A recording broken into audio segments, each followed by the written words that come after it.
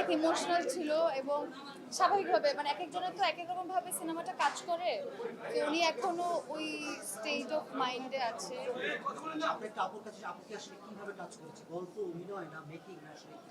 এটা আপনার কাছে আসলে উনি এখনো চুপচাপ স্তব্ধ, এই স্তব্ধতার কারণটাই বলে দেন।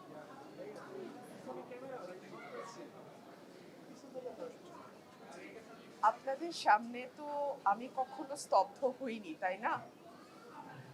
এই বোধহয় জীবনে প্রথম, আজকে 15-16 বছর পর ক্যামেরার সামনে আমি স্তব্ধ। তাহলেই বোঝেন এই সিনেমাটাকে আসলে আমি ভালো, মন্দ, দারুণ, এগুলো এত তুচ্ছ হয়ে যায় সিনেমাটার সামনে। আমি ঠিক জানি না আমি কিভাবে এটাকে ব্যাখ্যা করব। আমি আমি শুধু এটুকুই বলি, আমি মুভি পাগল মানুষ। আমার অবসরই কাটে মুভি দেখে, বই পড়ে। সো আমি অনেক বছর আমি এমন মুভি দেখি নাই যেটা আমাকে এলোমেলো করে দেয়। এই মুভিটা আমাকে এলোমেলো করে দিয়েছে, আমি এটুকুই বলি। কি এলোমেলো করে? গল্প, অভিনয় না আসলে মেকিং সব না সব মিউজিক না আসলে সব আমি কোনোটা, আমি সিনেমাটোগ্রাফির থেকে আমি তাদের অভিনয়কে আলাদা করতে পারবো না।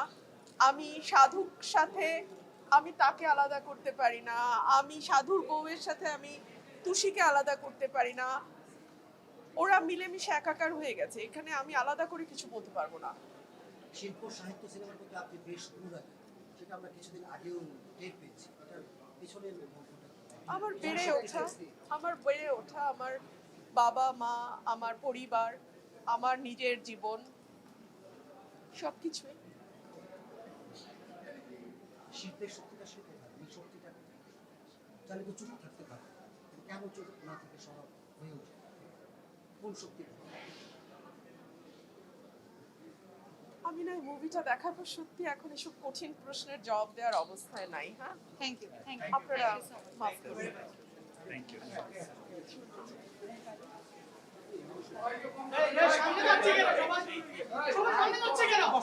Next guest আসতেছে, next guest. চলে যাও, ভিতরে চলে যাও।